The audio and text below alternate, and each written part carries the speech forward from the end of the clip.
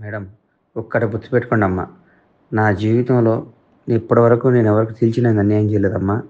పైగా నువ్వంటే నాకు నా సొంత చెల్లెమ్మవమ్మా నువ్వు. ఒక్కటి గుర్తుపెట్టుకో. నేను బోర్డ్ ఎందుకు పెట్టానంటే ఇందాక అడిగాడు మన ఆ అబ్బాయి పేరేంది? మనోడు సునీల్. నైట్ పూట ఆడు, ఈడు వచ్చి అది పిచ్చి పిచ్చిగా చేస్తుంటే ఊరికే నైట్ తగిలిచ్చానమ్మా. ఒక్కటి గుర్తుపెట్టుకోమ్మా. నా ప్రాణం పోయినా నేను తప్పు చేయను. ఈ ఇల్లు నీది. నీ ఇంట్లో నేను కిరాయికి ఉంటున్నా.